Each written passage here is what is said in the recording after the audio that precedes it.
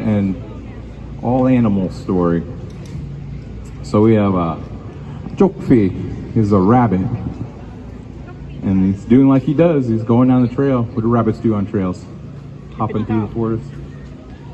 And so he's going down the trail, enjoying the day, looking around the woods, And as he's going along, well, here comes, they call it Nogoji, the bear. He comes walking up and starts walking along next to Chokfi, the rabbit.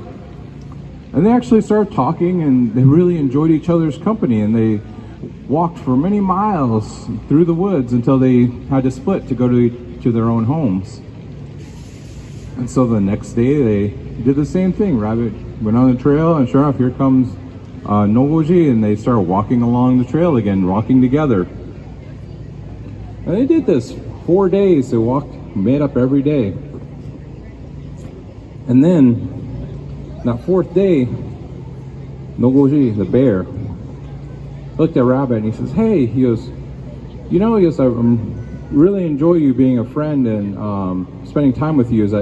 I really like you to come and eat in my home and meet my family."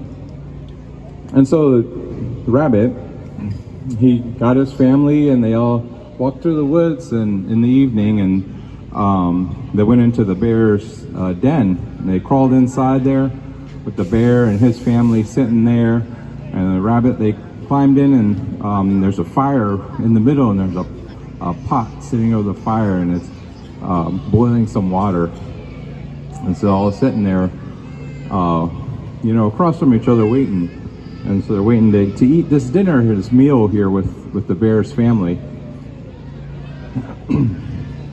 So the bear, he pulls out, he has a knife, he pulls it out, and he makes a cut across his gut, and he cuts out a piece of fat, and he puts it in the pot, and he boils down this fat, and then they cook it down, and it smells so good. It's like, roasted beef stew kind of.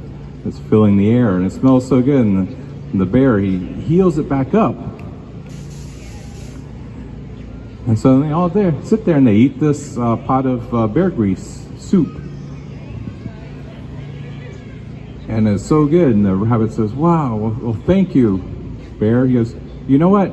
You come to my home tomorrow. He goes, and I'll feed you dinner, you and your family."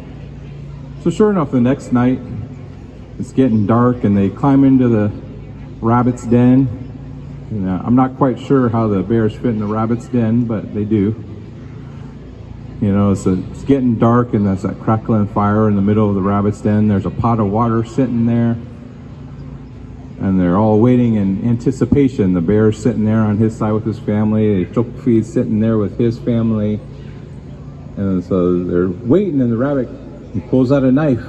He does just like he sees bear do, and he cuts across his gut.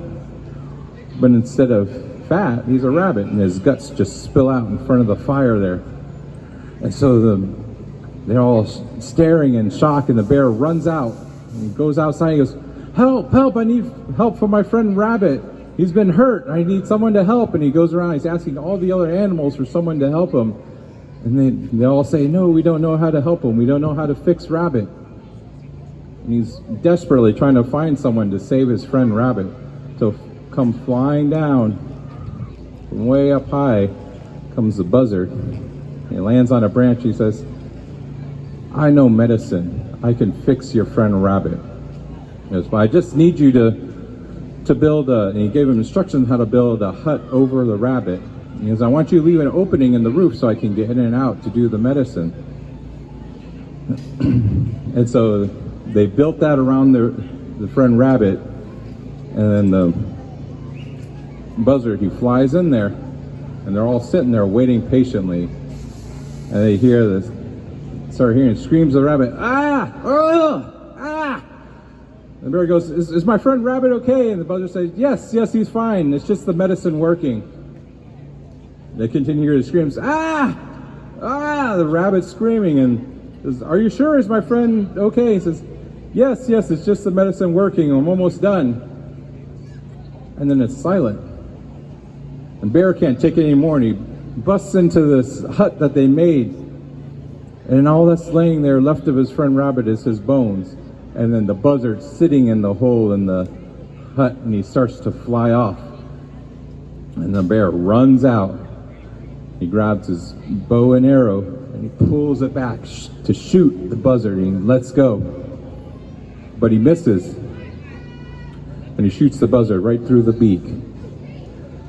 And so if you look at a buzzard today, you can still see right through his beak where the bear shot him, because he ate his friend rabbit. Madoo.